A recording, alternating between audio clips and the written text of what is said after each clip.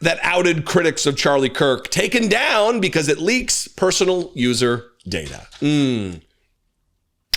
Chef's kiss of jackassery. Let's call this one, sometimes bad things do happen to bad people. In the wake of Charlie Kirk's assassination, a lot of groups popped up and websites popped up trying to out people that weren't sufficiently mournful of the death of Charlie Kirk. People who were just posting quotes of Charlie Kirk's were being outed as celebrating his death. I'm sure I'm on many of these lists, even though I've explicitly said that I condemn political violence, just like I have hundreds of times over thousands of videos in the course of me being on YouTube.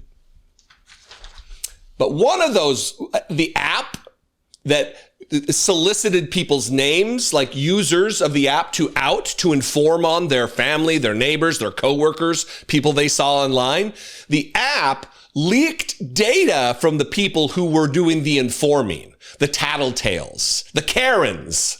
They have had their user data leaked. Bad things do happen to bad people. This is from this outlet here. App for outing Charlie Kirk's critics leaked its users' personal data. Now, spoiler alert, the app had to be shut down because they're harming the people that they're wanting to be doing the harming of their neighbors and friends and coworkers, right? This is pretty great. An app for anonymously reporting individuals accused of speaking ill against conservative activist Charlie Kirk leaked personal data about its users. The app, known as Cancel the Hate, was taken offline on Thursday amid an investigation into the data leak by Straight Arrow News. Launched in the wake of Kirk's assassination on September 10th, Cancel the Hate aims to, quote, hold individuals accountable for their public words, according to its website.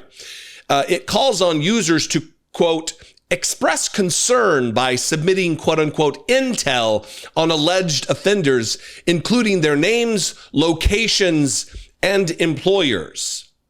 Sounds like Nazi shit, doesn't it? It's a network of informers to out people who aren't sufficiently loyal to the administration or the administration's ideologies or the administration's allies. It's exactly what they're doing. Cancel the Hate highlights a particular interest in medical professionals, quote, whose conduct could endanger patients, the website says, as well as public officials, business owners, entertainers, influencers, teachers, and education administrators. It's not just medical professionals. This was born out of these anti-COVID vaccine conspiracy theorists. We do not seek revenge or mob justice, the website says. Our goal is transparency, to ensure that individuals in positions of power cannot hide hateful words or actions from public scrutiny. They should not be harassed, threatened, or harmed in any way. We're just creating a list so that can happen. We don't want them harmed or harassed, but we want a detailed list of their locations and their employers and their names and their contact information. We see you. Stop or cancel the hate. The app is part of a broader effort among conservatives to punish those who have criticized Kirk or as seen as celebrating his shooting at a speaking event on a Utah college campus. Then this goes into the outing of the personal data of these fascist informers. Cancel the Hate says users who submit data on others will not have their own personal details made public. However, a social media style app launched alongside the website appears to have been exposing just that. The flaw in the app, discovered by the security researcher who identifies himself as Bob the Hacker, enabled the exposure of user information such as email addresses and phone numbers, although email addresses were included in the profile's bios by default.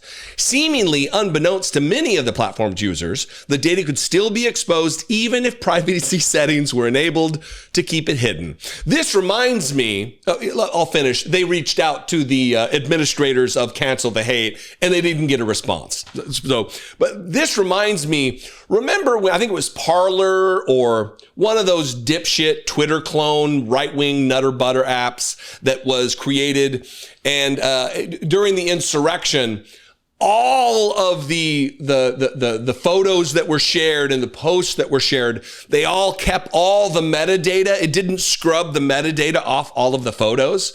So the FBI at the time, before it was run by Kash Patel and Dan Bongino, the FBI that actually had some semblance of credibility, they were able to use all the metadata from the photos to find out where the photo was taken, who took it, and all of those details. This is the same kind of thing.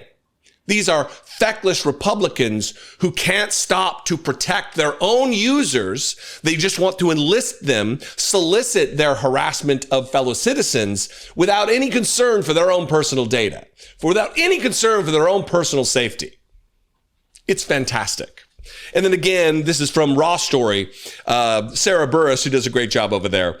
App that outed critics of Charlie Kirk taken down because it leaks personal user data. What is it? Chef's kiss of jackassery.